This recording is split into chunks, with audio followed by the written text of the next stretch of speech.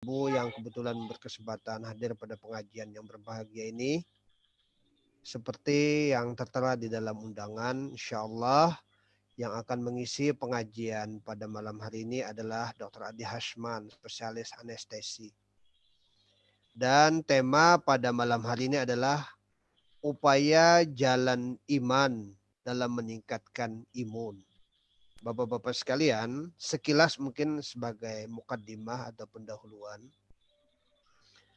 ada Rasulullah SAW pernah bersabda yang itu dari sisi matan memang hadis itu dianggap sebagai hadis yang lemah.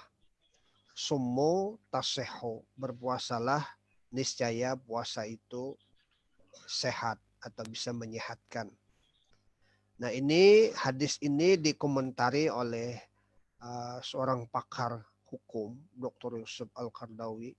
Meskipun dari sisi riwayat hadis ini lemah, tapi dari sisi matan atau isi di dalam perkembangan zaman ternyata itu setelah dilakukan berbagai riset atau penelitian itu membuktikan bahwa puasa itu sangat bermanfaat buat kesehatan. Bahkan nanti Dr. Ade bisa menjelaskan lebih jauh lagi adalah berbagai macam riset pakar kesehatan menyebut bahwa salah satu upaya untuk meningkatkan daya tahan tubuh kita, imun atau yang ada dalam tubuh kita ini supaya kuat adalah itu dilakukan dengan cara berpuasa, itu salah satunya. Dan Al-Quran juga mengatakan, kata Al-Quran, ala bizikrillahi tatma'inul qulub. Hanya dengan mengingat hati maka kita akan mengalami ketenangan jiwa. Ya. Nah, ternyata ada berbagai ahli psikologi mengatakan bahwa semakin orang itu dia mengalami ketentraman batin, ketenangan jiwa, maka potensi dirinya itu tidak terserang penyakit itu jauh lebih kuat daripada orang yang mengalami stres. Itu salah satu mungkin pengantar saja dan lebih jauhnya nanti pada kesempatan ini akan dijelaskan oleh Dr. Adi. Sepenuhnya untuk selanjutnya kami serahkan kepada Dr. Adi. Terima kasih. Kepada Dr. Adi kami persilahkan. Ya, terima kasih Ustaz Subhan. Bismillahirrahmanirrahim. Assalamualaikum warahmatullahi wabarakatuh. Innal hamdalillah nahmaduhu wa nasta'inuhu wa nastaghfiruh wa na'udzu billahi min sururi anfusina wa min sayyiati a'malina may yahdihillahu fala mudhillalah wa may yudlil fala hadiyalah. Asyhadu an la ilaha illallah wahdahu la syarikalah wa asyhadu anna Muhammadan abduhu wa rasuluh amma ba'du. Bapak-bapak, ibu-ibu semua, pimpinan daerah dan serta warga PDM Kutai Timur yang dirahmati Allah, juga kepada semua audiens yang hadir, bapak-bapak, ibu-ibu. Kalau sekarang mungkin nyebutnya bukan hanya Sangata ya. Ini salah satu hikmah dari pandemi ini, betapa corona itu membuat katalisator menuju revolusi 4.0 sehingga forum-forum pengajian rutin kita kali ini bisa menembus ruang. Sehingga yang hadir mungkin ada dari Medan, dari Jogja, dari Samarinda. Alhamdulillah kita bisa berkumpul di sini bersilaturahmi dalam majelis ilmu.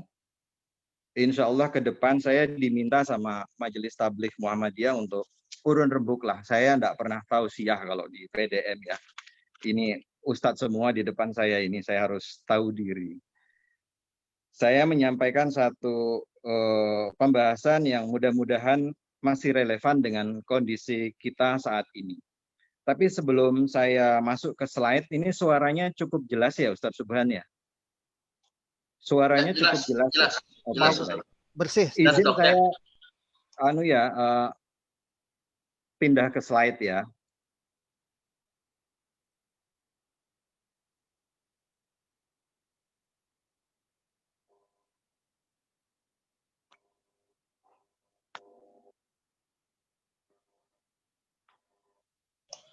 Bagaimana caranya kalau share ya? Share, klik share. Co-host bisa dok. Ya, screen aja.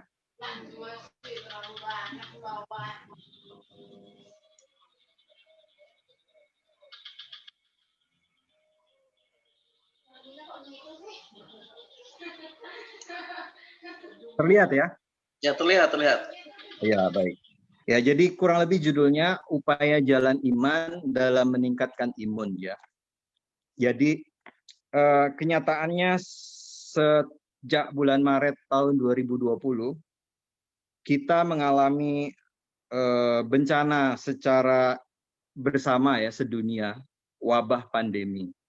Jadi kalau kita bicara masalah wabah ini memang kalau kita pelajari sejarah dunia itu sebuah keniscayaan ya. Nanti saya akan tampilkan slide bahwa sepanjang sejarah umat manusia, wabah senantiasa terjadi kurun demi kurun, abad demi abad. Jadi memang pertanyaannya menyangkut tema tentang wabah ini, bukan apakah wabah akan terjadi, karena wabah itu pasti terjadi, tapi kapan terjadinya. Dan sebetulnya yang lebih penting lagi, seberapa kesiapan kita menghadapinya.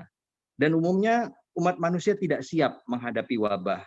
Karena wabah itu sering datang serta-merta ya, tiba-tiba begitu saja. Kita ingat pada saat-saat awal, betapa hampir nyaris di seluruh penjuru dunia, ya pemimpin-pemimpin dunia itu merespon secara denial ya, menyangkal ya bahwa wabah yang terjadi pertama sekali di Wuhan itu akan sampai di negerinya. Dan saya masih ingat dulu bagaimana Amerika sendiri ya, yang disebut sebagai negara adidaya, superpower, itu saat-saat pertama menghadapi wabah, petugas kesehatannya itu menggunakan jas hujan sebagai APD, saking tidak siapnya ya. Ini sekedar ilustrasi saja ya, bahwa pandemi ini berlangsung kurun demi kurun, abad demi abad, sejak era sebelum Masehi sampai sekarang ya. Ada beberapa pandemi yang mungkin menjadi catatan memori penting bagi kita yang menimbulkan korban yang cukup dahsyat ya. Di antaranya ini wabah Black Death ya, itu menimbulkan kematian sampai 200 juta penduduk dunia. Ini katanya 50% dari penduduk Eropa itu hilang. Kemudian dulu cacar itu juga pernah mematikan. 56 juta penduduk dunia itu pernah meninggal dunia akibat cacar. Kalau sekarang cacar itu tidak mematikan, ini adalah salah satu peran dari penemuan vaksin ya. Nah, kalau kita melihat wabah ya, kemudian kita melakukan refleksi spiritual terhadap wabah yang kita hadapi, maka ada beberapa simulasi kemungkinan ya yang bisa kita tadaburi. Yang pertama, bisa jadi wabah yang hadir ke negeri kita itu sebagai ujian, bisa jadi itu juga sebuah peringatan, atau bisa jadi juga hukuman. Dan yang menarik ya, nanti kalau kita ada satu dalil di dalam sebuah hadis, malah bisa menjadi sebuah rahmat. Tentunya ini menjadi refleksi bersama bagi kita ya. Dan apapun itu, sebagai orang beriman, ala kulli hal, kita bisa menyikapi dan memaknai semua peristiwa sebenarnya secara positif ya. Ketika diberi kenikmatan, kita bersyukur. Ketika diberi permasalahan, ketika diberi ujian, saatnya kita bersabar. Jadi seluruh permasalahan orang beriman itu menakjubkan, kata Nabi. Karena seluruhnya baik, seluruhnya positif. Kalau seandainya wabah ini ujian, semoga ini menjadi wahana bagi kita untuk sarana meningkatkan kemampuan kita. Karena orang baru teruji levelnya kalau tingkat levelnya kalau dia melalui proses ujian tentunya. Kalau ini peringatan, mudah-mudahan ini menjadi penyadaran bagi kita umat manusia terhadap kesalahan-kesalahan yang mungkin kita lakukan selama ini.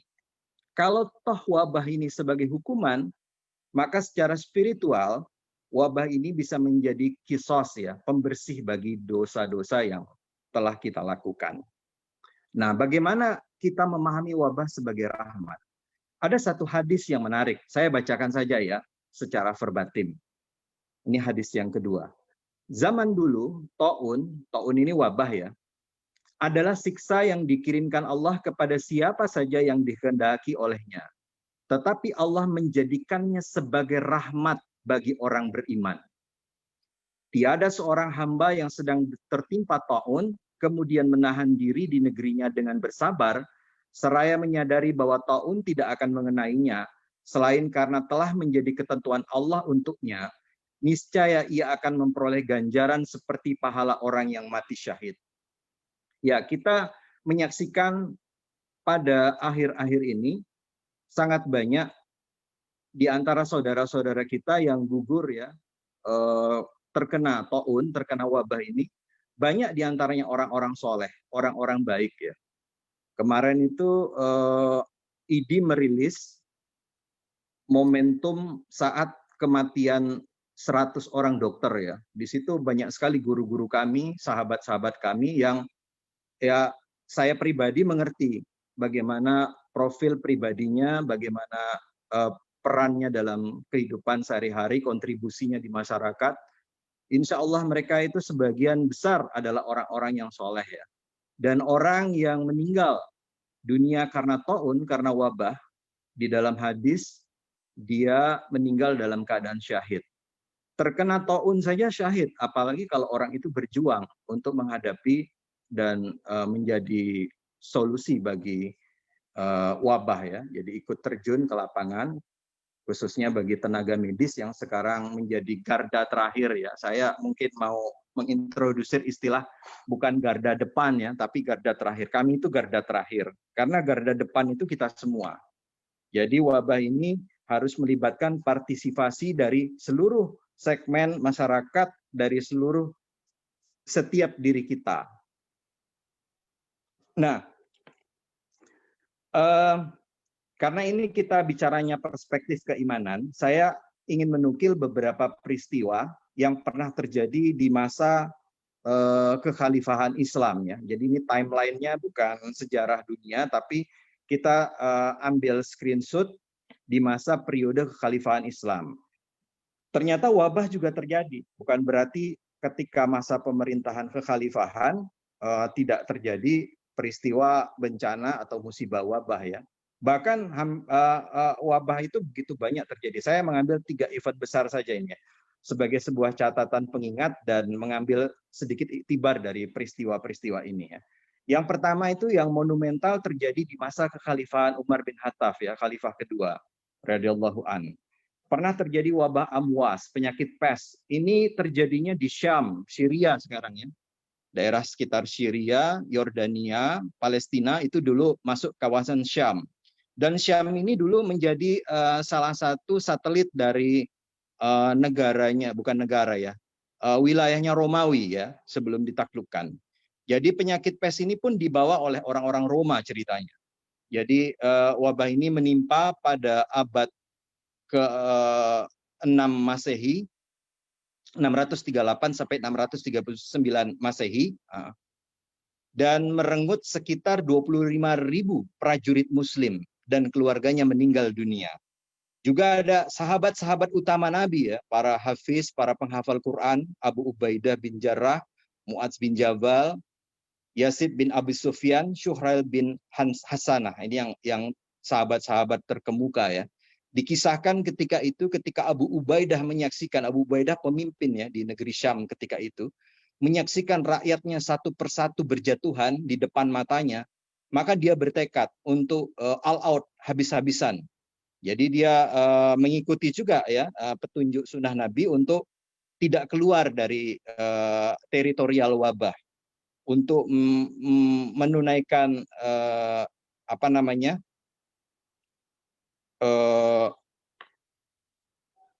fardu kifayah ya, mengobati yang sakit, merawat yang sakit, dan mengurus jenazah, serta tidak menjadi karier ya, OTG kalau dulu istilahnya. Di saat itu ketika terjadi wabah di Syam itu ya, Khalifah Umar pernah akan mengunjungi negeri itu. Kemudian ketika mendengar bahwa di Syam itu terjadi wabah, Umar kemudian memutuskan untuk tidak berkunjung ke Syam. Ketika itu ada seorang sahabat ya, itu mempertanyakan keputusan Umar. Jadi Umar bin Khattab ini tidak perlu diragukan keberaniannya. Beliau adalah jenderal perang yang terjun langsung di medan-medan peperangan di front terdepan ya. Seorang khalifah yang menaklukkan Mesir dan Persia. Inilah jawaban Umar yang terkenal ketika itu. Kita lari dari takdir Allah ke takdir Allah yang lain. Seraya menjelaskan pilihan seorang Umar mengilustrasikan ibarat seorang pengembala yang memindahkan kambingnya dari lembah yang tandus ke lembah yang hijau. Jadi memilih takdir Allah yang lain, lari dari takdir Allah yang lain. Jadi perintah untuk tidak masuk ke wilayah wabah dan perintah untuk tidak keluar bagi yang sudah di dalam untuk tidak keluar dari wilayah wabah ya. Prinsip karantina dan isolasi itu sudah diterapkan di zaman Rasulullah dan itu memang perintah Rasulullah ya. Di hadis tadi ya, saya kembali ke belakang ya. Ini yang saya garis merah ya. Ada kalimat menahan diri di negerinya dengan bersabar. Jadi ini isolasi diri ya kalau bahasa sekarang ya. Nah, wabah kedua yang besar ya, itu pernah terjadi di masa kekhalifahan Turki Utsmani. Ini udah dekat periodenya dengan waktu kita ya. Itu berlangsung bahkan 15 tahun. Lagi-lagi ini dibawa sama Black Death ini tadi yang saya ilustrasikan di depan yang menyapu 50% dari penduduk Eropa ya. 2/3 penduduk Eropa katanya dikabarkan meninggal dunia. Nanti bapak-bapak, ibu-ibu, jamaah sekalian bisa googling ya detailnya seperti apa. Kemudian pada abad 19, cacar itu dulu smallpox itu membunuh. Ya. Itu terjadi juga di masa kekhalifahan Turki ya. Jadi prinsip penting ya yang diajarkan oleh agama kita, karantina dan isolasi, itu berakar dari ajaran agama kita. Jadi Rasulullah mengatakan, Ta'un atau wabah penyakit menular adalah satu peringatan dari Allah Subhanahu wa Ta'ala untuk menguji hamba-hambanya dari kalangan manusia. Maka apabila kamu mendengar penyakit itu berjangkit di suatu negeri, janganlah kamu masuk negeri itu. Dan apabila wabah itu berjangkit ke negeri tempat kamu berada, jangan pula kamu lari daripadanya. Di hadis lain, Nabi mengatakan, janganlah yang sakit dicampur dengan yang sehat. Jadi ada prinsip penting dari ajaran Islam, karantina dan isolasi itu berakar dari ajaran agama kita. Saya ingin sedikit kita coba melihat ilustrasi gambar ini ya. Apa yang menarik dari gambar yang terjadi pada ibadah haji tahun ini? Ya tentunya haji pada tahun ini sangat berbeda dengan haji-haji sebelumnya ya. Kalau haji sebelumnya itu 3 juta lebih umat manusia itu bisa tumplek di Masjidil Haram, itu bisa dilihat di gambar yang sebelah kanan ya. Sampai tidak ada space di sebelah kanan dan kiri, kita bisa tabrakan dengan bahu orang di sebelah kanan kiri kita. Semakin ke tengah itu semakin rapat ya suasananya. Tapi begitu pandemi mulai melanda sampai masuk ke negeri Timur Tengah ya, suasana ibadah haji juga melaksanakan apa yang kita kenal dengan social distancing ya. Jadi gambar ini menarik karena saya mensyukuri bahwa ulama-ulama Saudi ya itu sangat mengapresiasi saran dari dunia medis ya. Meskipun di Masjidil Haram, meskipun di depan Ka'bah di mana banyak spot-spot tempat-tempat yang mustajab sebuah doa disampaikan ya.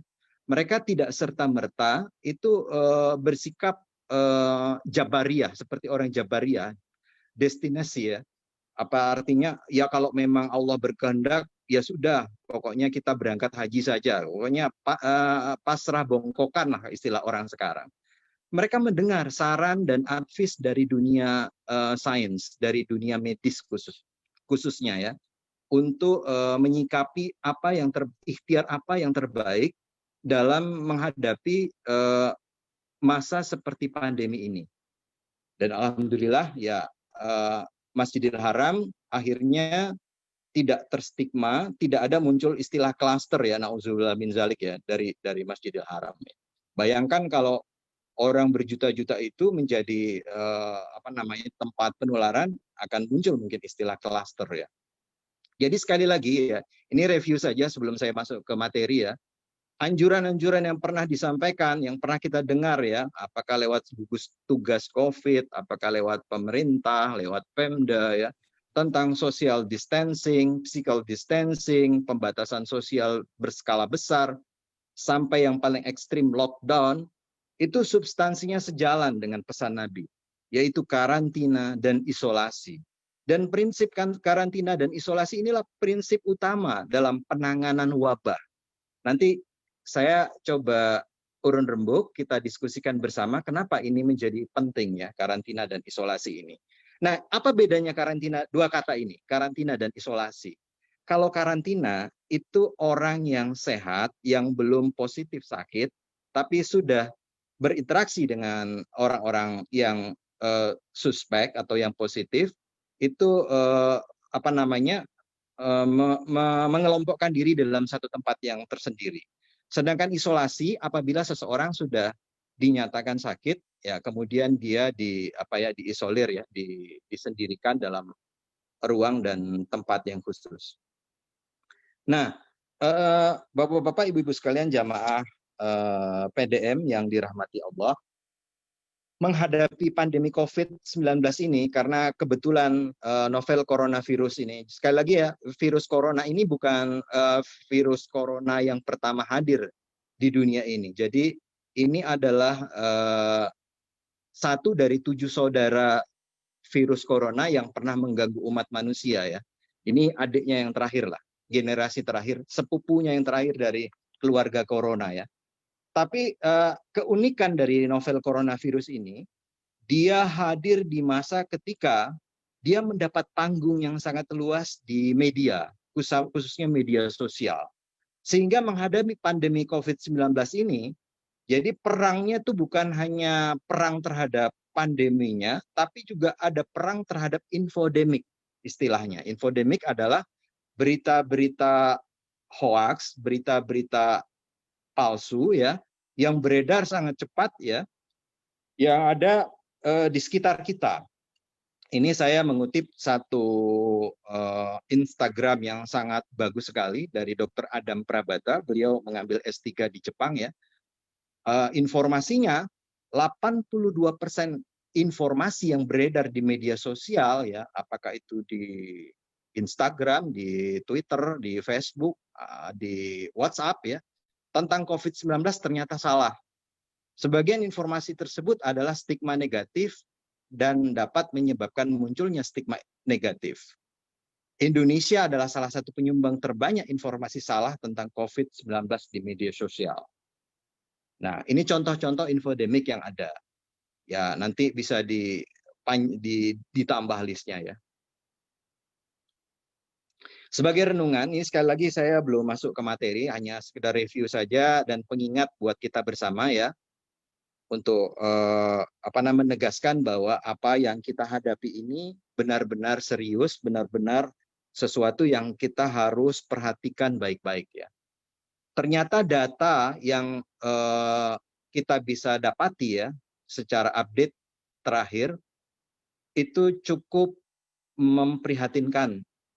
Kita terima ya. Yang pertama, angka kematian di Indonesia itu ternyata masih tinggi, melebihi dari catatan angka kematian global.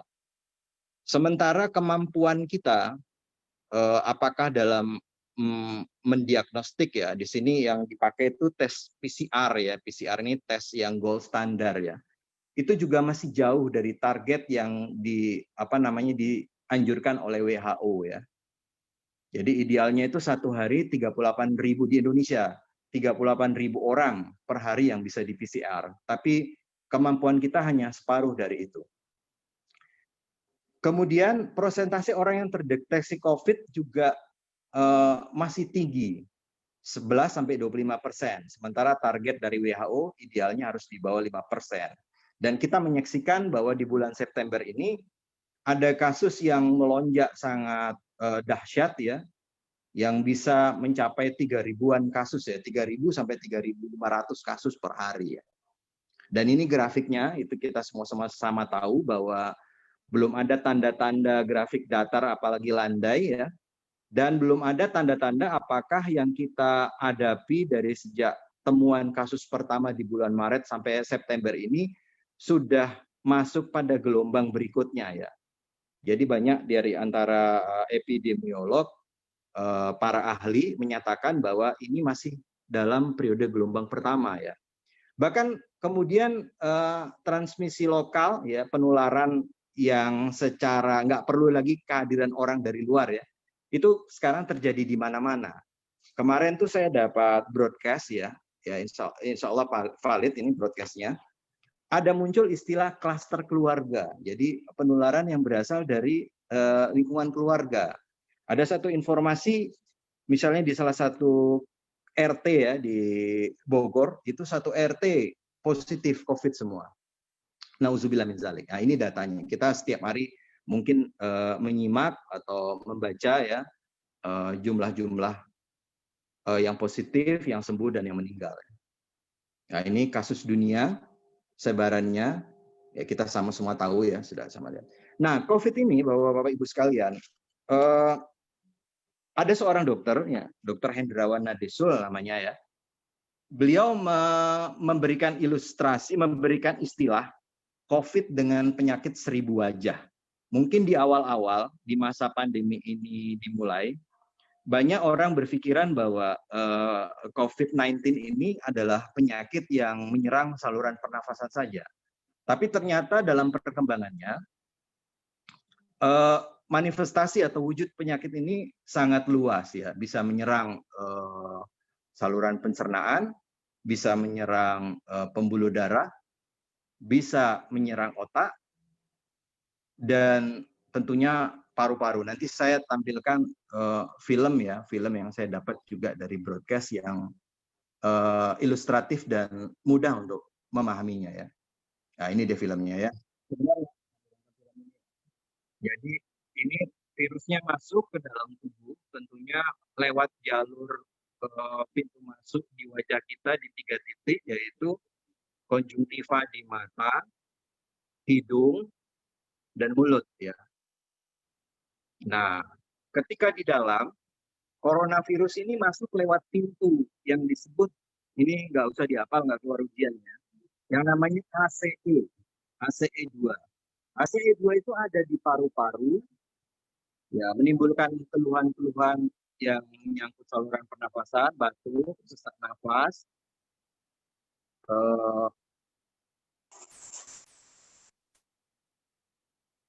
nyeri dada mungkin ya, hidung tersumbat, sampai radang paru ya.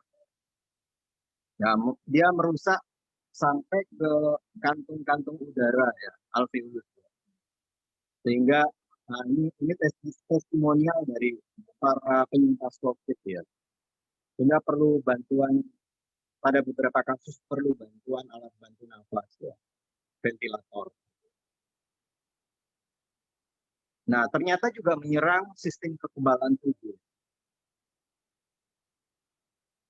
Dan beberapa pasien itu merespon penyakit ini secara sangat berlebihan. Nanti ada istilah badai sitokin ya, di mana respon dari perlawanan sistem imunitas ini malah menimbulkan efek yang lebih berbahaya ketimbang si coronavirusnya itu sendiri. Nah, virus corona ternyata juga bisa menimbulkan kerusakan otak, bisa memicu terjadinya stroke, bisa mengganggu pembuluh darah ya, embolus ya. Ada gejala-gejala kejiwaan.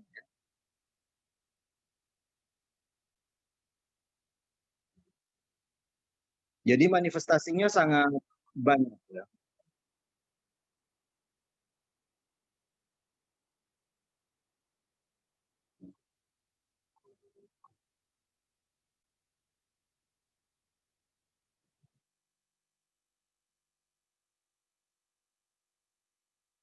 Ya, terutama yang paling rawan adalah mereka-mereka yang memiliki penyakit penyerta ya, atau diistilahkan dengan comorbid factor. juga usia lanjut, di mana kemampuan imunitas mereka sudah sangat menurun ya. Dan terakhir, yang paling rawan adalah komunitas medis ya. Nah ini dia, kenapa karantina dan isolasi itu menjadi andalan. Karena sampai sekarang itu belum ada obat definitif untuk mengobati, sebetulnya bukan hanya novel coronavirus, hampir segala jenis infeksi virus itu obat definitifnya belum ada. Sementara vaksin ya, ini sekarang para ilmuwan sedang berjuang keras, sedang diupayakan, diprediksikan itu vaksin paling cepat baru ada pada tahun 2021. Yang sekarang ada itu baru kandidat vaksin ya. Masih dalam proses uji klinis tahap ketiga kalau di Indonesia ya. Ya kita berdoa dan berharap mudah-mudahan proses pembuatan vaksin itu bisa berjalan lancar dan bisa membantu mengatasi pandemi ini. Sementara kalau seseorang dirawat di rumah sakit, maka tata laksana medis yang diberikan kepada yang bersangkutan adalah terapi-terapi yang sifatnya suportif. Tapi ini bukan berarti tidak penting. Ini justru pada kasus-kasus yang berat itu sangat vital ya. Support pernafasan misalnya ya, yang perlu alat bantu, perlu bantuan oksigen sampai alat bantu nafas ya. Untuk kebutuhan cairannya, untuk kebutuhan kalori gizi dan penanganan infeksi sekunder bila ada. Ini kalau dirawat di rumah sakit. Jadi andalan utama menghadapi virus masih mengandalkan sistem imunitas tubuh kita. Jadi imunitas tubuh adalah kata kunci menghadapi serangan invasi virus. Nah pertanyaannya, bagaimana cara kita mengoptimalkan imunitas ini? Disinilah kita mulai berdiskusi ya. Jadi meningkatkan sistem imunitas itu ada dua caranya. Yang pertama secara eksternal, yang kedua secara internal. Yang secara eksternal lewat cara vaksinasi ya. Tapi sampai sekarang ya, seperti yang saya sampaikan tadi, belum ada vaksin yang diproduksi ya. Yang baru ada adalah kandidat vaksin yang tengah menjalani uji klinis ya. Vaksin ini bekerja untuk memancing imunitas tubuh ya. Jadi virus yang sudah tidak berbahaya, yang bahas dalam tanda kutip dilemahkan ya, diberikan ke tubuh kita sehingga tubuh kita berespon terhadap antigen sehingga terbentuk antibodi yang spesifik untuk melawan virus yang ada. Sedangkan meningkatkan sistem imunitas jalur kedua secara internal yaitu memperbaiki pola hidup. Ya, dalam konteks kajian pada malam hari ini kita coba sama-sama menggali apa saja yang ada dalam ajaran agama kita ya, kontribusi apa yang bisa kira-kira kita amalkan, kita fahami, kita tadaburi dalam konteks peningkatan imunitas dan juga menghindari penyakit infeksi. Karena semua wabah itu dasarnya adalah penyakit infeksi virus dan bakteri ya yang bisa menyebabkan wabah. Nah, yang pertama, Bapak-bapak, Ibu-ibu yang dirahmati Allah, yang pertama adalah memelihara kebersihan. Kalau dalam idiom ilmu kesehatan ada semboyan kebersihan pangkal dari kesehatan, maka di dalam agama kita ada idiom yang lebih tinggi nilainya. An-nazafatu minal iman. Kebersihan adalah bagian daripada keimanan. Dengan idiom itu, ini bukan hadis ya, tapi hikmah dari perkataan para ulama yang kemudian sangat populer sekali di dunia Islam ya.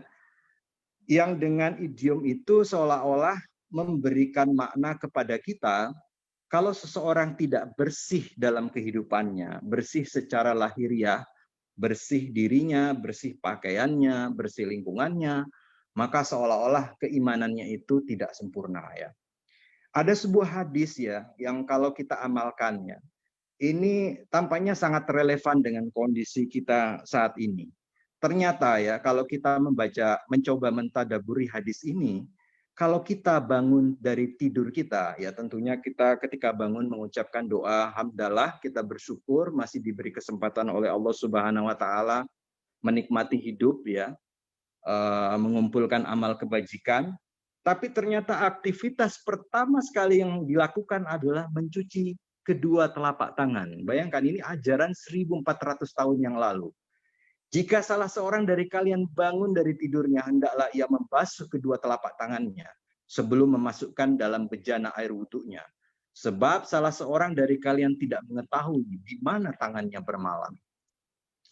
Nah, persoalan cuci tangan, kalau kita mencoba melihat fakta sejarah, ini bukan persoalan yang kalau sekarang mungkin kita anggap sepele ya, tapi peristiwa cuci tangan ini menjadi sebuah aktivitas yang dianggap penting dan prinsipil, itu dilewati dengan cara berdarah-darah ya, dalam tanda kutip berdarah-darah ya. Jadi di dalam sejarah dunia medis ya, dunia kedokteran, dokter yang pertama sekali yang mempopulerkan dan menganjurkan cuci tangan, khususnya bagi petugas medis, itu namanya Dr. Ignaz Philipp Semmelweis. Dia hidup di abad ke-19, dokter di Eropa, di Hungaria. Dia ketika itu bahkan menulis satu buku sendiri tentang cuci tangan, saking seriusnya. Karena apa? Karena ternyata Semmelweis itu menyaksikan bahwa banyak anak-anak yang lahir ketika itu terinfeksi kemudian meninggal dunia. Dan banyak ibu-ibu yang ketika melahirkan anaknya itu juga terkena penyakit infeksi sampai sepsis ya. Dia menuding proses penularan infeksinya itu dari penanganan yang tidak steril dan higienis, yaitu penanganan tenaga medis, dokter, bidan ketika itu yang menggunakan tangan terbuka, tangan telanjang begitu saja. Jadi belum ada sarung tangan, belum ada handscoon pada saat itu ya. Ini saya tampilkan ilustrasi ya, ada lukisan di abad ke-19 berjudul Gross Clinic. Di lukisan ini kita sama bisa melihat, ini pembedahan di masa itu ya. Ya orang juga belum pakai pakaian khusus ya, masih pakai baju jas seperti itu saja ya, belum pakai masker, belum pakai tutup kepala, belum ada dalam satu ruangan yang bersih dan relatif steril ya. Begitu banyak orang berkerumun ya untuk menangani pasien bedah. Dan lihat ini, tangan dokter-dokter yang mengerjakan pembedahan itu semuanya dengan tangan telanjang. Tapi nasib naas yang dialami Semmelweis, bukannya apresiasi dan penghargaan yang dia peroleh, dia dibully oleh seluruh dokter di hampir seluruh dokter di abad ke-19 itu. Sampai dalam kisahnya ini, si Semmelweis ini, saking depresinya dengan bulian dan hujatan, karena merasa mendiskreditkan teman-teman sejawatnya yang lain ketika itu. Akhirnya dikisahkan dia mengalami gangguan jiwa berat sehingga masuk rumah sakit jiwa. Dan apa yang terjadi di rumah sakit jiwa? Ternyata pembuliannya masih berlanjut sehingga akhirnya Semmelweis ditemukan meninggal secara tragis ya. Jadi kisah untuk sejarah cuci tangan ini dilalui dengan peristiwa yang sangat tragis dan berdarah-darah. Sampai suatu ketika pada 15 Oktober 2008 WHO memberikan waktu hari khusus ya, monumental. Waktu monumental khusus untuk peringatan Hari Cuci Tangan Sedunia. Ini sekedar review saja ya, bahwa langkah cuci tangan yang kita lakukan ini seperti ini. Mungkin bapak-bapak, ibu-ibu udah sering dengar sosialisasinya ya. Ini sangat penting kita lakukan di masa pandemi ini. Anjuran cuci tangan itu menjadi pilar penting ya. Jadi cuci tangan tidak perlu dengan alkohol atau dengan obat-obat antiseptik seperti hand sanitizer ya. Cukup dengan air mengalir dibilas dengan sabun apa saja selama 40-60 detik. Penggunaan hand sanitizer hanya dipergunakan kalau air tidak ada ya. Itu sekedar tips ya. Bahwa ternyata 70% penyakit infeksi ya, bukan hanya karena virus atau bakteri saja, tapi jamur, cacing, itu transmisinya, penularannya itu lewat kontaminasi dengan tangan. Jadi tidak ada ceritanya virus tiba-tiba terbang ya ke hidung kita, terbang ke mata kita ya, atau bakteri meloncat ya, kecuali diperantarai salah satunya dengan kontak tangan. Maka dulu pernah ada anjuran jangan sering-sering memegang wajah sendiri ya. Anjuran yang kelihatannya agak sulit diterapkan. Karena konon katanya nanti coba di cross check ya di Google ya kalau saya salah angkanya ya. Dalam sehari manusia itu dalam 1 jam manusia itu sekitar 70 kali katanya 20 atau 70 kali, menyentuh wajahnya secara instinktif ya, secara tidak sadar ya. Nah, sekarang tindakan cuci tangan ini menjadi satu protokol standar, tindakan wajib ya di dunia medis ya. Apalagi kalau melakukan hal-hal yang sifatnya invasif ya, membantu persalinan, melakukan operasi ya dan sebagainya ya. Nah, setelah itu adegan cuci tangan juga kita temukan dalam atraksi wudhu tentunya ya. Nah, wudhu ini menjadi juga relevan dilakukan di masa pandemi ya. Banyak guru-guru kita, ustadz-ustadz kita, ulama-ulama kita ya, memberikan tips ya, tips komplementer ya, tips alternatif ya, untuk melakukan wudhu sesering mungkin di masa pandemi. Bapak-bapak, ibu-ibu sekalian, ada satu atraksi yang sebetulnya sangat unik dan menarik dari rangkaian prosesi ibadah wudhu itu, yakni istinsyak, yaitu ketika air wudhu itu kita hirup di lubang hidung kita, kemudian kita keluarkan kembali ya, tentunya dengan air yang bersih. Nah, peristiwa pembersihan lubang hidung ini itu mustahil dilakukan di dunia luar kecuali oleh dokter THT ya, di ruang praktiknya. Ketika dokter tersebut melakukan apa yang disebut irigasi nasofaring. Jadi nasofaring ini adalah bagian dari anatomi di di dalam wajah kita ya nggak kelihatan ya kalau dari luar tentunya ya. Dia areal tersembunyi lah yang tidak akan pernah termanipulasi ya. Bayangkan bahwa udara itu lalu lintas masuk di hidung kita ya secara terbuka, apapun bisa masuk, polutan, iritan, hingga virus dan kuman-kuman lain tentunya bisa masuk ke dalam lubang hidung kita secara bebas. Jadi peristiwa pembersihan ini sangat penting untuk memelihara, menjaga kebersihan areal wilayah hidung dan khususnya nasofaring yang tersembunyi tersebut ya. Kemudian wudhu ini juga kalau kita cermati, dia membasuh dari 7 anggota tubuh kita yang terbuka di dunia luar dan membasuh 5 panca indera kita. Penglihatan kita dibasuh, pendengaran kita, telinga kita dibasuh ya, telinga bagian luar, penghidu. Penghidu ini penting karena salah satu dari tanda yang agak khas di dalam penyakit novel, penyakit COVID-19 ini yang sekarang dikenal dengan istilah anosmia ya. Jadi kalau misalnya ada seseorang, ya jangan kita lah, jangan orang-orang di sekitar, orang-orang yang di sekitar kita ya, yang kita kenal, mengeluhkan anosmia, itu sebaiknya penyakit dalam atau dokter spesialis paru ya. Anosmia itu adalah hilangnya kemampuan menghidu ya. Jadi aroma membaui atau mencium sekitarnya itu menjadi hilang ya.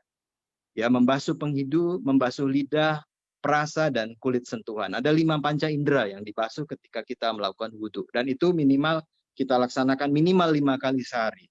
Kalau kita ingat itibar satu kisah ya yang pernah dialami oleh salah satu sahabat Nabi yang utama, Bilal bin Rabah radhiyallahu anhu.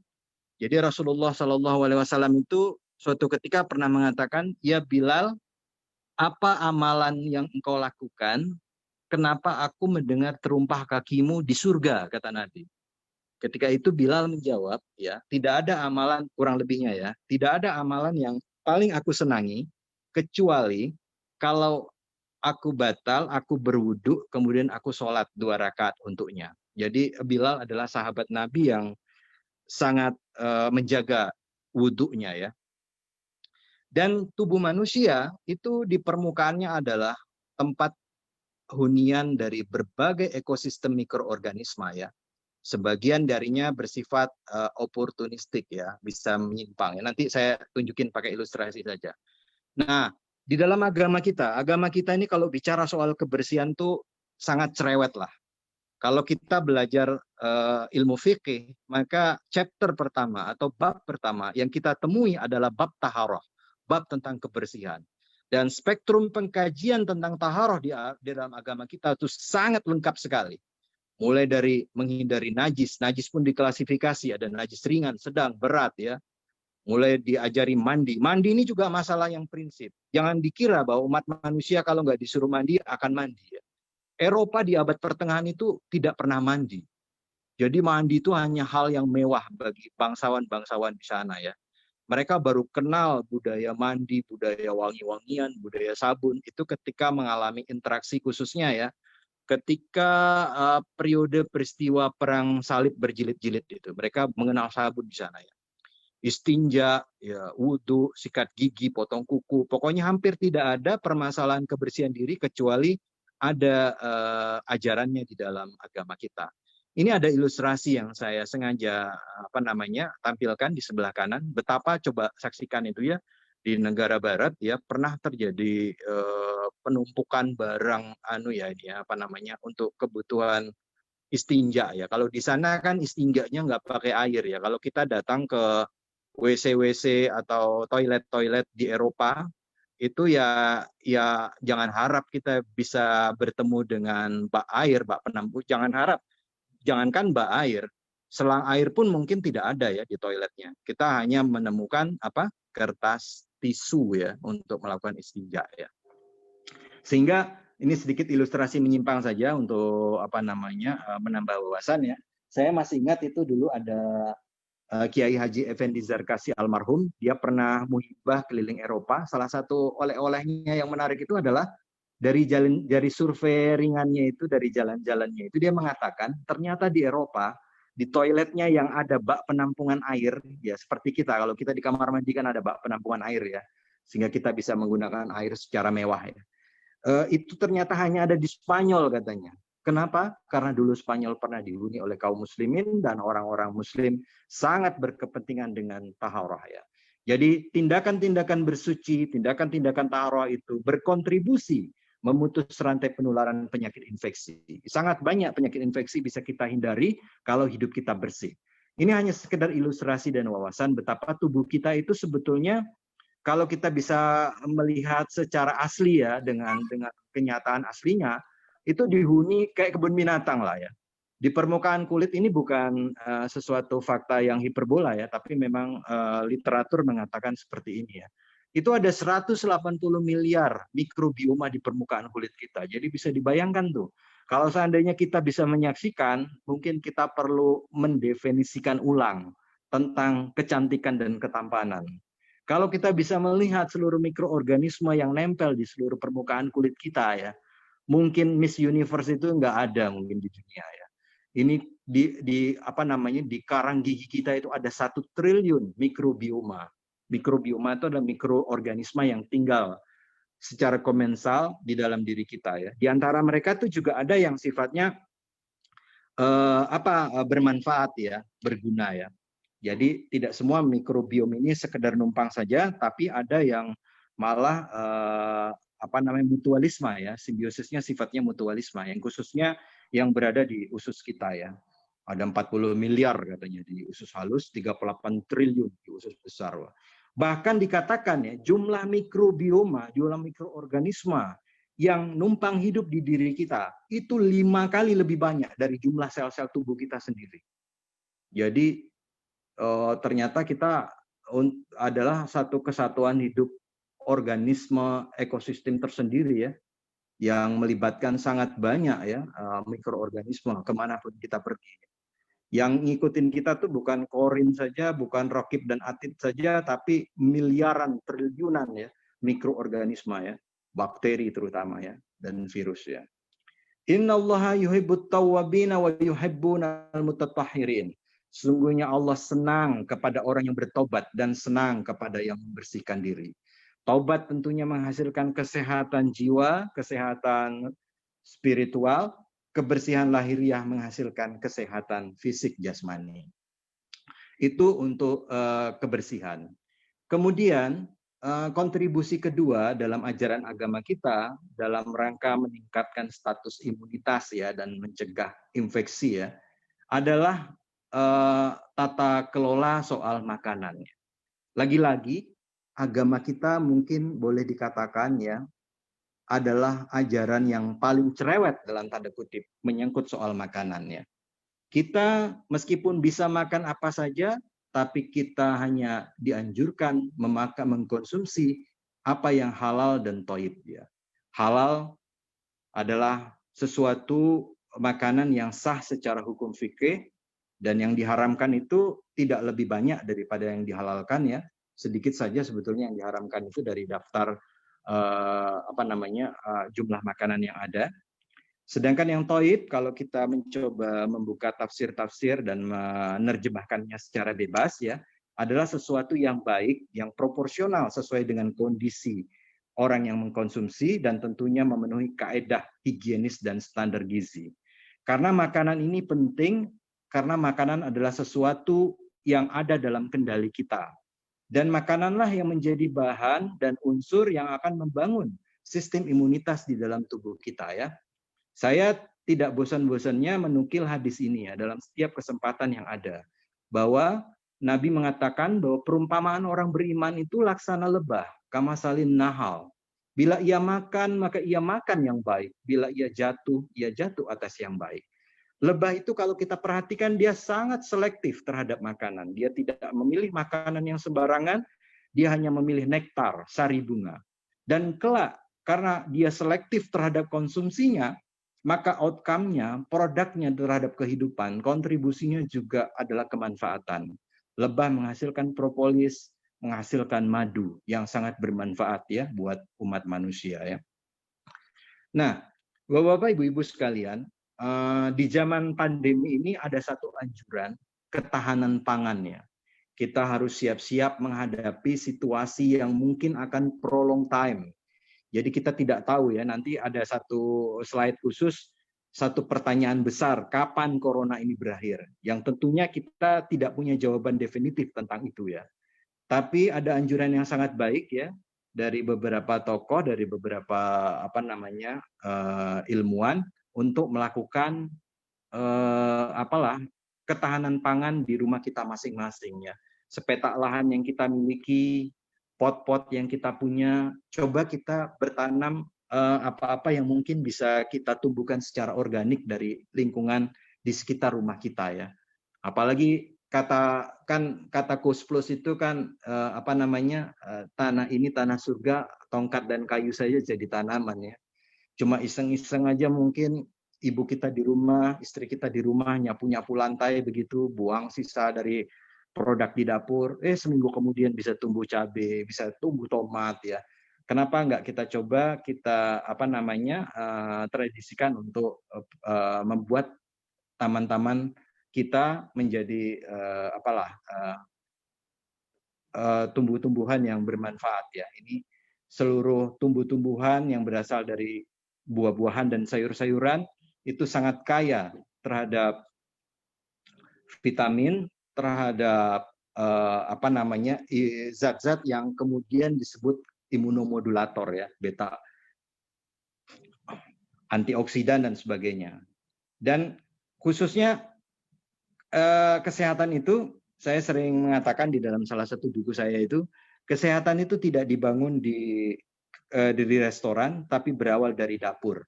Oleh karena itu, kontribusi dan peran seorang ibu di rumah itu sangat besar terhadap penyelamatan generasi masa depan.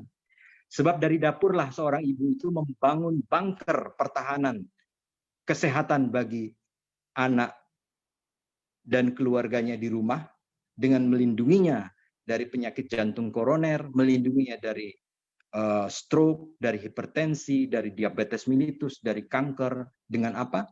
Dengan mengolah makanan secara alami dan bervariasi ya. Apalagi negeri kita itu kaya dengan bumbu-bumbuan. Ya, banyak sekali sekarang kajian-kajian bahwa bumbu-bumbu yang biasa kita kita jadikan suplemen terhadap bahan makanan seperti jahe, kunir, kunyit itu sangat berperan dalam proses perbaikan imunitas ya. Jadi zat-zat itu disebut imunomodulator ya, yang membangun imunitas tubuh ya. Saya rasa nggak ada salahnya saya juga kilas balik mereview ya, karena masih bercerita soal makanan ya. Dahulu sekali ketika wabah ini berawal pada Desember 2019 ya, di pasar Wuhan, yang pertama sekali disorot adalah apa yang berlangsung, penjualan hewan liar yang berlangsung di pasar tersebut ya. Jadi dulu sebelum cerita penularan dari manusia ke manusia, awal kisah novel coronavirus ini kan disinyalir awalnya itu dari hewan ke manusia. Jadi diduga pertama sekali novel coronavirus ini berasal dari kelelawar. Itu ceritanya seperti itu. Tapi kelelawar ini menularkan ke satu hewan perantara yang sekarang masih dicari ini. Hewan liar antaranya ini apa ini? Apakah yang diduga yang saya pernah baca dan tonton di film dokumenter itu sementara itu terenggiling dan ular ya. Yang kemudian baru ditransfer ke manusia ya. Jadi dari yang zoonosis tadinya, zoonosis itu penyakit yang berasal dari hewan yang ditularkan lewat hewan, kemudian sekarang bermutasi berpindah menular dari manusia ke manusia ya. Jadi di pasar Wuhan itu kelelawar itu menjadi sorotan ya. Kelelawar ini menarik sebetulnya. Karena kelelawar adalah satu-satunya hewan mamalia ya, spesies mamalia yang bisa terbang. Dan kelelawar ini takdirnya sebetulnya nggak dipertemukan dengan kehidupan manusia. Karena dia hidup secara nokturnal, hidup di malam hari. Sementara kita, daur hidup kita adalah diurnal. Ya, kita sebetulnya beraktivitas, bekerja, melakukan kegiatan sehari-hari itu di siang hari dominannya ya. Jadi pada habitat aslinya antara kita dan kelelawar tidak bertemu. Dan ternyata kelelawar ini adalah tempat rumah bagi virus corona. Hampir seluruh sekujur tubuhnya, di permukaan tubuhnya, air liurnya, ya, mulutnya, ya, bulu-bulunya itu rumah bagi coronavirus ya. Mereka hidup secara komensal di situ ya. Nah, ada satu film menarik, ini bisa dilihat di YouTube film ini ya, Coronavirus The Silent Killer ya. Ada seorang ahli infeksi dari Mount Elizabeth di Singapura ya, Dr. Leong Noham ya. Dia mengomentari setelah mengetahui apa yang berlangsung di pasar Wuhan ya, penjualan hewan-hewan liar buas ya, ular, terenggiling, tikus, kemudian kelelawar itu sendiri ya. Dia mengatakan begini di ujung acara film dokumenter itu ya. Kita harus mempertimbangkan kembali apa-apa yang layak kita konsumsi. Saya ingin mengutip sebuah hadis yang relevan dengan hal ini ya. Ternyata ada sebuah hadis ya yang isinya itu janganlah kalian membunuh katak karena suaranya adalah tasbih, dan janganlah kalian membunuh kelelawar. Ternyata dua hewan ini dikonservasi dalam ajaran Islami. Cebong dan kampret itu tidak boleh dibunuh ternyata. Jadi jangankan dibunuh ya.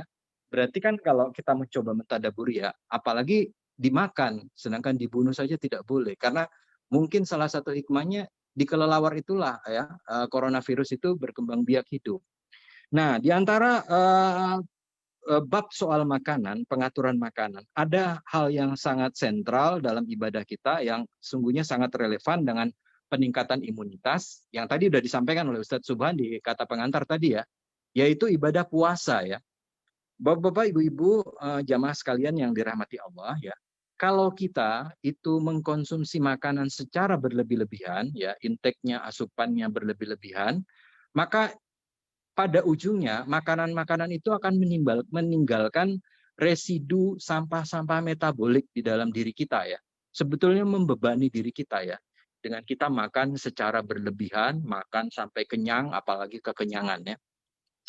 Jadi protein-protein hasil metabolisme yang rusak itu akan tertimbun di dalam sel-sel kita. Nah, apa yang terjadi kalau kita melakukan ibadah puasa? Nah, ternyata kalau kita melakukan puasa atau melaparkan diri kita, ada satu proses aktivasi yang disebut proses autofag seluler. Jadi proses ini terjadi muncul ketika kita berada dalam kondisi lapar ya. Jadi ada satu organela, ada satu organ di dalam sel kita yang namanya vakuol. Dia kemudian mencerna, menghancurkan, melumatkan dari sisa-sisa sampah seluler yang tersisa di sel-sel tersebut ya. Ada yang menyebut sel-sel zombie ya, sampah-sampah seluler itu. Nah, di antara protein-protein yang sudah tidak dipergunakan, yang terdepo, yang menjadi sampah tadi, dalam tanda kutip sebetulnya, di dalam alam ciptaan Tuhan tidak ada sampah sih ya. Konsep sampah itu konsep budaya manusia. Tapi katakanlah terdepo ya, tertimbun ya, secara tidak bermanfaat di dalam, itu akhirnya didaur ulang kembali, diresintesis kembali. Nah, setelah diresintesis kembali, maka protein-protein sampah itu dipakai untuk komponen-komponen yang bermanfaat bagi tubuh kita. Ini mekanisme autofagi ini menyebabkan seorang ilmuwan di Jepang ya, namanya Profesor Yoshinori Ohsumi. Nanti bisa lihat nih di YouTube filmnya ya. Dia mendapat hadiah Nobel ya karena mengamati peristiwa autofagi ini. Dan autofagi itu baru muncul kalau kita melaparkan diri, atau ya pakai dalam bahasa ibadah kita kalau kita berpuasa. Maka dari itu kalau kita berpuasa, hendaklah kita berpuasa dengan secara baik ya. Jangan seperti kata orang Jawa bilang, poso kampret ya. Siangnya puasa, setelah berbuka pesta pora ya. Ya, kelelawar kan di malam hari dia pesta pora ya, di siang hari dia berpuasa. Ya, ketika kita berbuka juga kita berbuka dengan makanan yang secukupnya dan seperlunya, sebutuhnya ya. Ini ada tautan sekedar bukti saja bahwa ada penelitian yang menyebutkan bahwa orang yang berpuasa 3 hari dapat membangkitkan memperbaiki sistem imunitas di dalam tubuhnya ya. Salah satunya lewat mekanisme autofagi tadi ya. Nah, selain itu puasa, ini penelitian yang menarik juga dari puasa, itu mengaktifasi satu gen di organela, tadi organela vakuol ya. Ini di organela pusat pernafasannya sel, namanya mitokondria, yang nggak usah dihafal, sekedar tahu aja.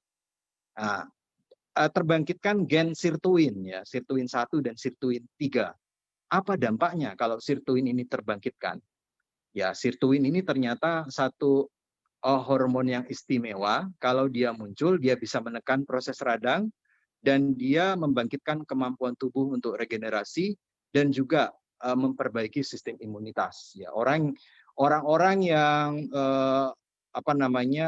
centenarian ya, berumur 100 tahun ya. Salah satu cirinya gen sirtuinnya ini tinggi dan kadar HDL-nya itu tinggi ya. Ada 2 ciri ciri metabolik yang menonjol pada komunitas-komunitas centenarian, orang-orang yang berhasil mencapai gelas umur sampai 100 tahun ya. Nah, bagi kita tentunya untuk soal tune up mesin metabolisme atau refresh regenerasi ini ada paket-paket yang disediakan. Bukan hanya 3 hari saja menurut penelitian tadi ya. Ada ritme tahunan, kita bisa ya tentunya pasti kita jalani ya puasa Ramadan. Tapi yang mau melakukan secara rutin ada paket bulanan, ada paket mingguan, dan ada yang paling the best-nya adalah paket harian ya.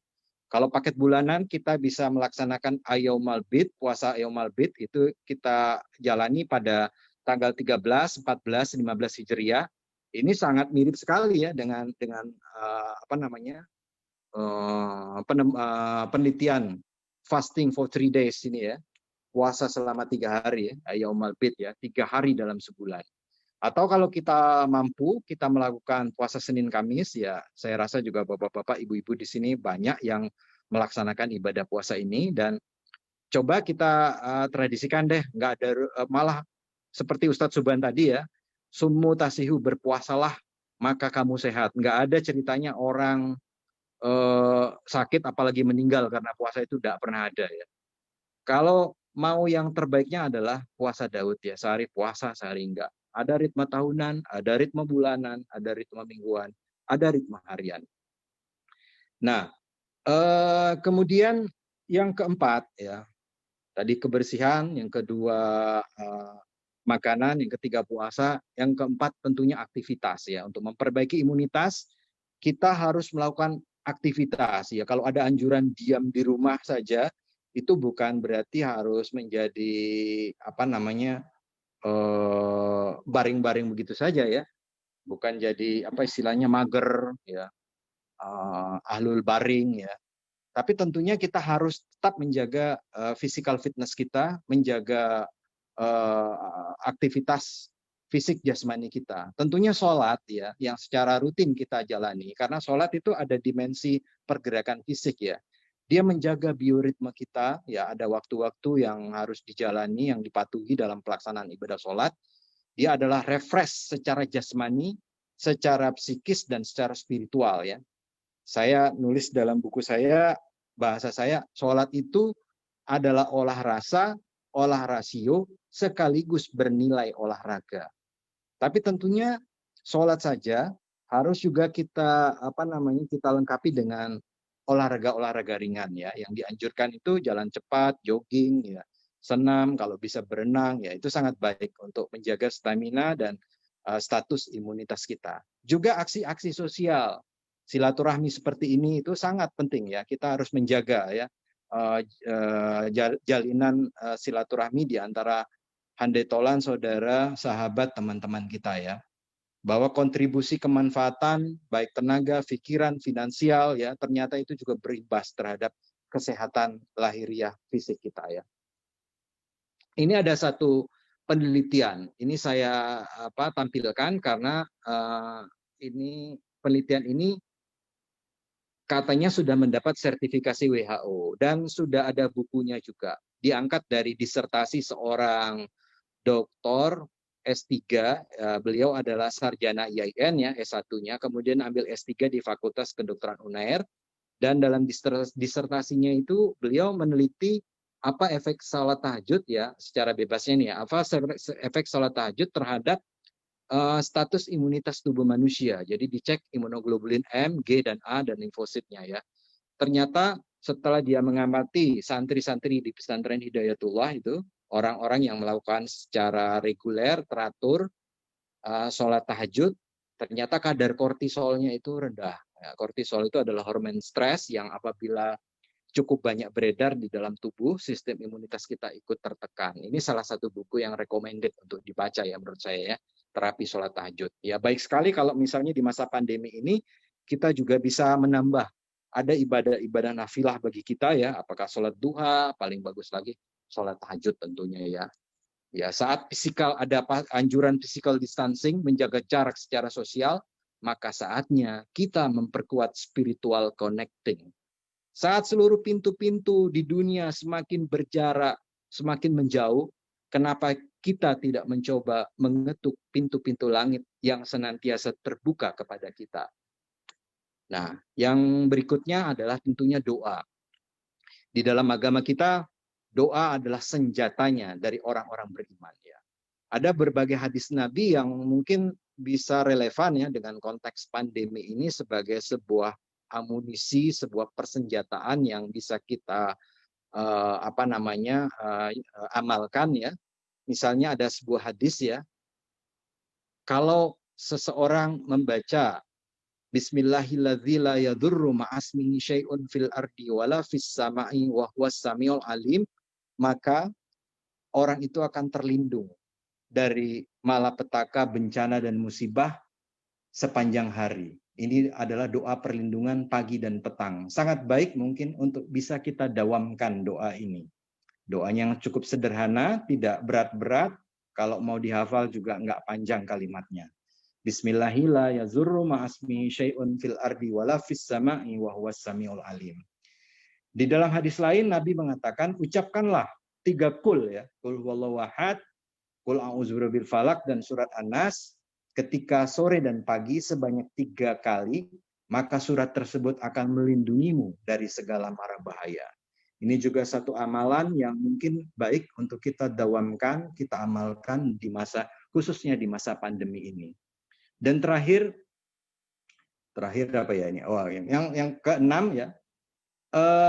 Ada satu ayat menarik ya yang saya mencoba mentadabburi ya, ini menjadi bahasan kita bersama ya. Nanti kalau saya salah mohon dikoreksi, sangat banyak ustadz ini di PDM ini.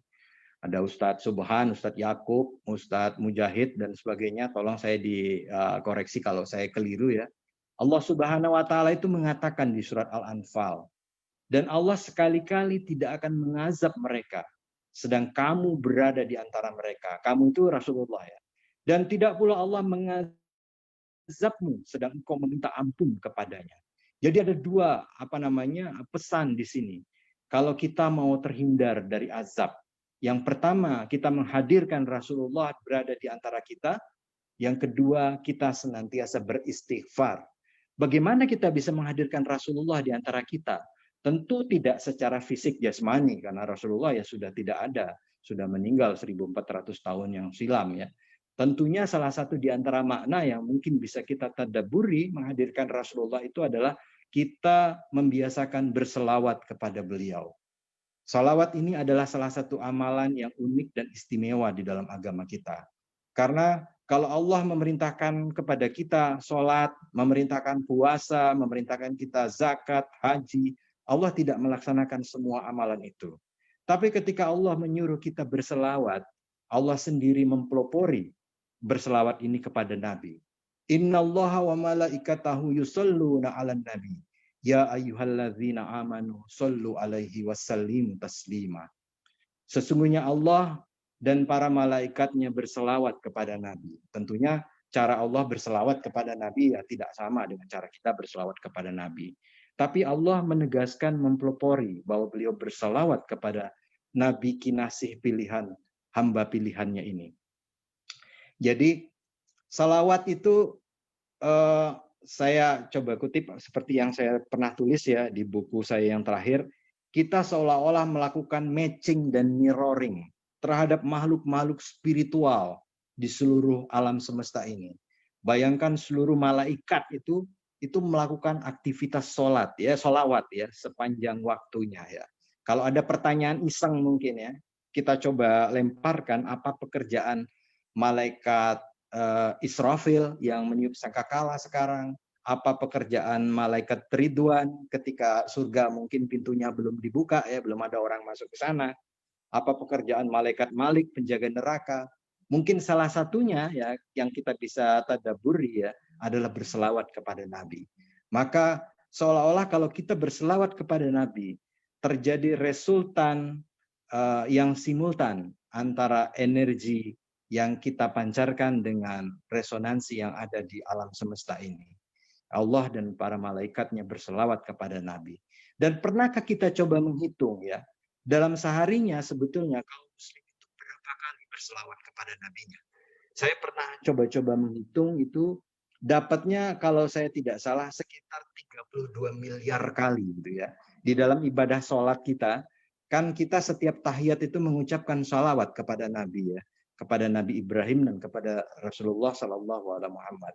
Dan kalau sholat itu dilakukan oleh 40% saja umat muslim di dunia ini, dan sholat itu dilakukan 5 kali sehari dengan 2 tahiyat, maka itu dapatnya sekitar 32 miliar kali sholawat bergema di dunia ini. Bayangkan untuk energi yang muncul dari gema sholawat tersebut. Di dalam dunia medis, gema itu menjadi modalitas sekarang dari bagian terapi. Jadi ada terapi-terapi yang menggunakan aktivitas eko ya, untuk memecah batu ginjal, memecah vegetasi bakterial di dinding jantung itu menggunakan energi dari gema. Dan kita juga sama memahami bahwa hari akhirat nanti, hari kiamat nanti terjadi dari tiupan sangkakala ya, dari energi suara juga ya. Dan yang kedua adalah istighfar. Kita perbanyak istighfar. Kalau misalnya kita ditanya, apakah di antara kalimat-kalimat thayyibah yang paling layak kita ucapkan ya?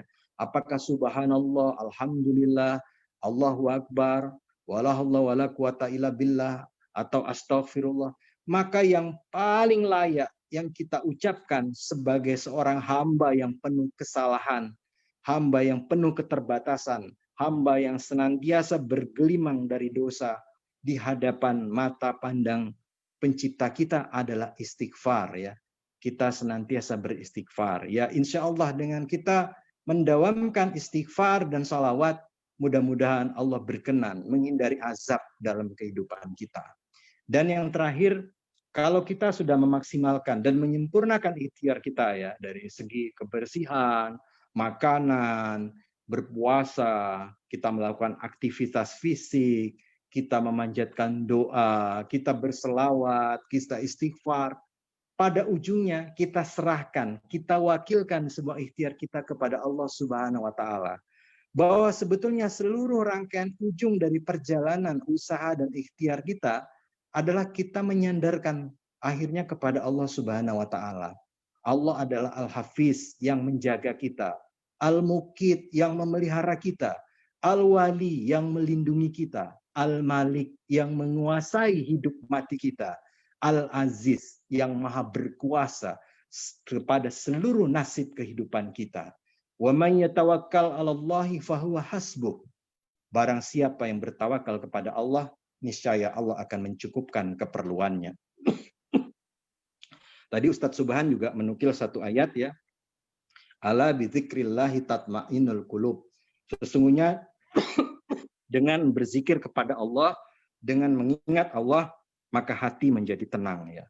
Ingatlah bahwa hanya dengan berzikir kepada Allah, hati menjadi tentram. Wa iza maritu fahuwa yasfin. Dan apabila aku sakit, dialah yang menyembuhkan aku. Inilah prinsip di dalam agama kita bahwa kesembuhan itu sebenarnya adalah atas kemurahan dan anugerah dari Allah Subhanahu wa taala.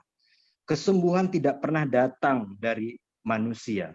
Kesembuhan bukan datang dari rumah sakit, dari obat, dari dokter, dari upaya-upaya yang dilakukan diikhtiari oleh manusia. Tapi kesembuhan adalah rahmat dan anugerah sepenuhnya kasih sayang dari Allah Subhanahu wa taala ketika proposal pengobatan ikhtiar kita disetujui oleh beliau, Allah Subhanahu wa taala. Yang bisa kita usahakan adalah berobat dan datang kepada ahlinya. Kalau engkau sakit, datanglah kepada ahlinya ya. Ini slide terakhir ya. Tentu ini menjadi pertanyaan kita semua. Kapan sih corona ini berakhir ya? Kalau kita mencoba menyusun tabulasi daftar ya, wabah yang pernah terjadi per 100 tahun belakangan yang menimpa umat manusia, dari mulai flu Spanyol, flu Asia, flu Hong Kong, flu burung, SARS, MERS. Nah ini di atas nih banyak flu virus jenis corona ya, kerabat corona ya, virus-virus influenza ya. Yang terakhir ini sepupunya namanya novel coronavirus atau SARS-CoV-2 ya. Nah kita bisa menyaksikan bahwa kalau kita belajar dari rangkaian sejarah ini, bahwa wabah-wabah ini tidak pernah berlangsung di bawah durasi 1 tahun. Semuanya berlangsung dalam rentang masa tahun, tidak ada dalam ukuran bulan. Maka kita bisa mungkin melakukan refleksi, melakukan pemikiran, perenungan, mungkinkah kira-kira novel coronavirus ini bisa berakhir di bawah rentang tahunan atau di bawah rentang bulanan. Dulu kalau nggak salah sampai ada satu tokoh di Indonesia ya, pemimpin kita bahkan ya, mengatakan mau nggak mau pokoknya harus berakhir di bulan ini. Iya kalau novel coronavirusnya mau dengar omongan kita, kan dia kan nggak dengar omongan kita, dia berjalan sesuai dengan titah dan hukum yang sudah digariskan oleh yang membuat dia ya. Nah, hadirnya vaksin baru diprediksi ada paling cepat 18 bulan. Belum lagi ada problem 3 varian virus yang ditemukan ya. Belum lagi nanti mungkin ada mutasi dari virus ya, karena virus ini bermutasi ya, berubah bentuk ya dari waktu ke waktu ya. Sementara kebijakan pemerintah yang tegas ya, itu sekarang mulai ya tarik ulur ya. Ada istilah relaksasi, bahkan kemarin yang sangat menakjubkan itu yang saya nggak habis pikir itu, dibukanya bioskop ya. Alhamdulillah kemudian aturan itu ditarik kembali ya, dengan alasan bahwa orang yang terhibur, orang yang senang jiwanya, maka imunitasnya itu baik. Itu saya rasa hanya glorifikasi terhadap istilah kesenangan hati. Yang terjadi malah nanti mungkin bisa muncul klaster bioskop ya, karena di bioskop itu udaranya, sirkulasi dan ventilasinya tentu tertutup, hanya berputar di situ-situ saja, dan itu berada pada skala risiko paling tinggi dari semua tempat penularan ya, salah satunya bioskop ya. Kalaupun ada zona pembagian ya, zona merah, zona kuning, ada istilah-istilah zonasi yang digambarkan kepada kita, maka problem yang kemudian muncul masalah mobilisasi yang sulit dikendalikan. Apa ada jaminan orang yang tinggal di kawasan zona merah tidak melancong ke zona hijau ya? Jadi terus lagi ada dilema yang sulit dihadapi. Kita mungkin juga sukar menjawab ya.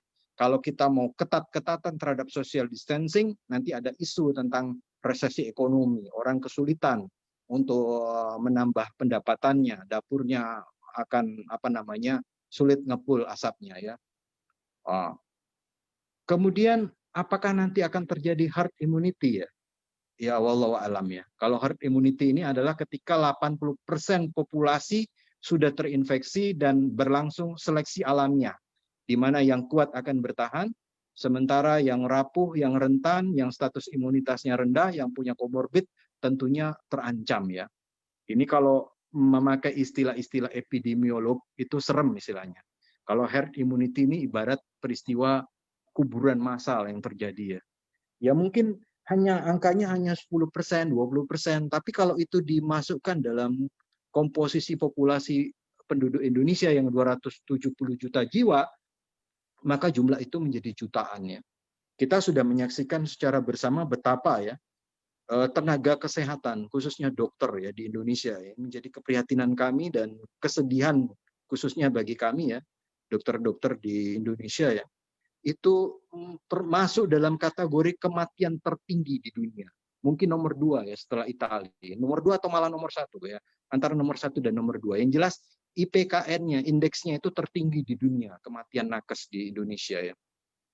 Maka membangun ketahanan imunitas tiap pribadi ini menjadi masalah yang prinsipil ya. Bagaimana kita memelihara hidup higienis, menjaga diri kita, menjaga keluarga kita. Kita mulai dari mata rantai yang paling kecil, unit yang paling kecil yaitu keluarga ya. Jangan sampai terjadi nanti ada muncul klaster keluarga. Nauzubillah min zalik ya. Ini ada sedikit slide ya yang saya ambil dari Google ya. Epidemiolog memprediksi puncak COVID baru terjadi 2021. Bayangkan ini kalau ramalan ini terjadi, kita harus punya nafas panjang, kita harus punya persiapan yang baik. Jangan lagi ada yang menganggap remeh, jangan yang underestimate, jangan menyepelekan pandemi virus corona ini. Mungkin nanti suatu saat kita akan berdamai dengan novel coronavirus. Mungkin. Dalam arti kata seperti HIV AIDS, sekarang kan kita berdamai, hidup berdampingan ya. Artinya HIV AIDS-nya itu tidak bisa hilang dari dunia, tapi kita bisa beraktivitas secara wajar. Tapi kita tidak mungkin berdamai dengan kondisi pandemi ya. Pandemi itu tidak mungkin berdamai. Karena pandemi ini mengganggu aktivitas kita. Tes, tracing, isolasi merupakan fondasi untuk penanggulangan COVID-19.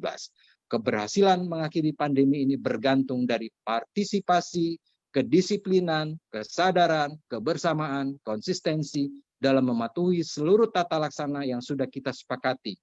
Cuci tangan, jaga jarak, pakai masker, dan sebagainya oleh setiap kita tanpa kecuali. Begitu saja mungkin yang bisa saya sampaikan. Lebih kurangnya saya mohon maaf. Kalau ada benarnya datang dari Allah Subhanahu wa Ta'ala. Kalau ada salahnya, kurangnya dari saya sendiri. Kalau ada diskusi, monggo. Kalau bisa saya jawab, saya akan jawab. Kalau nggak bisa, mungkin nanti saya jawab lewat medsos saja ya. Daripada jawabnya salah ya. Begitu aja mungkin saya kembalikan kepada moderator. Billahi taufiq wal hidayah. Assalamualaikum warahmatullahi wabarakatuh. Tadi suaranya jelas ya?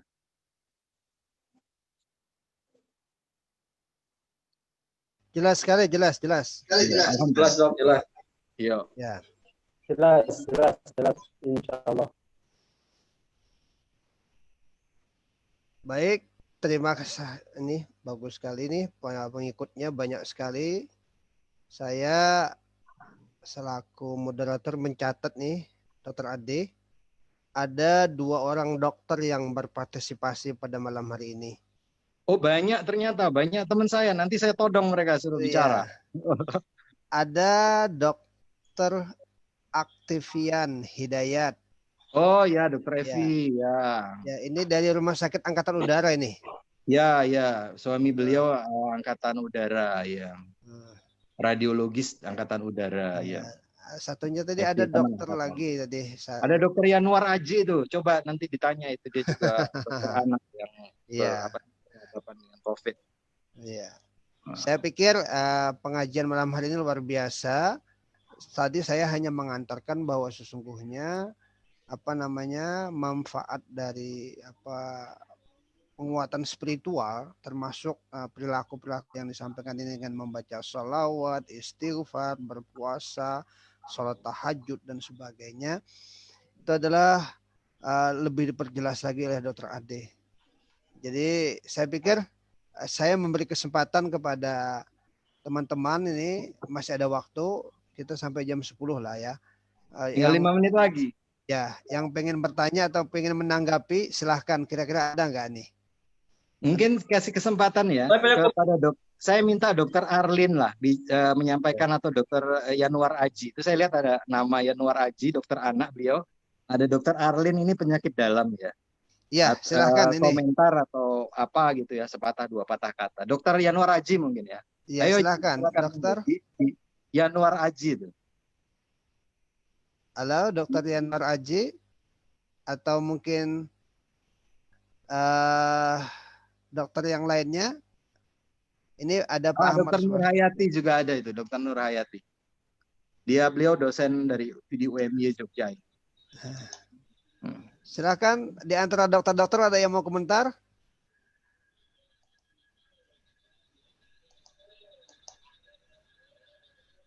Videonya pada tidak aktif, Pak. Oh gitu ya. Ya. Jaga jarak, social distancing. Ada Pak Ahmad Suparno dari PWM.